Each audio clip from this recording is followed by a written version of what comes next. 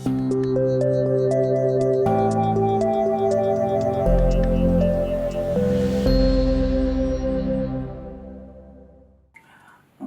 سړخونې ژوندون.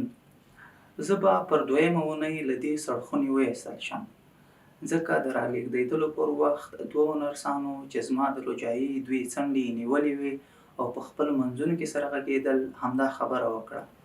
خو دوی شکمن هم وو او ویل چې ښایي تر اوږده وخته همدلته پاتې شي. هغه وخت په روجایي کې زما پښې او سر پورته وو، ملا هم کړوپ وه. 2-3 ځلې مې ملا او کوناټي پر زینو ولګېدل، ځکه زه یې له 3یم پوړه دلته لاندې سړخونې ته چې په هوا راباده شوې ځانځولۍ راوړم. ما وجود درد ونه کړ. دوی په خپلو کې ویل چې سړی مې خوږ کړ، هسې یې هم کوناټي او ملا لګېدلي دي. اوس زما په خونه کې 2 څراغه روښانه دي.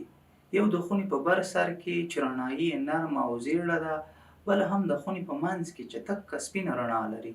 تر دغو رڼاوو لاندې د دې خونو ټول نفوس راټولېږي، شمېر یې 34 کسانو ته رسي. د شطرنج له دړې مې په زحمت لاس پورته کړ. د څنګ اوسپنیزه ټیمي دړه مې وټکوله. د دړې ټنګ ټونګ زما په غوږونو بد ولګېد.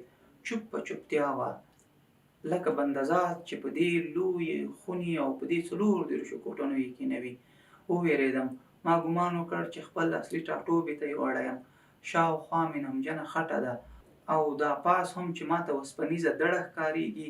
3 اوږدې او پلنې ډبرې څنګ تر څنګ ایښودل شوي او ترمنځ چولې په خټو بندې شوي دي. بیا ورو ځان سره وبنګېده. وړه نیمه سلګۍ مې یې واورېده. ما ګمان وکړ چې ټوکې راسره کوي. خندا څنګه دومره ژر په سلګیو اوښتلی شي؟ دیوال مې په زوره ور وټکاوه. د شطرنج د دانو ټکاره یې له خونې راووت او بیا مې د ټیمي وسپنو زورور دربی تر غوږو شو. ما د شطرنج پر تختې لاس تېر کړ. تخته مې په سینې پورې نیولې وه.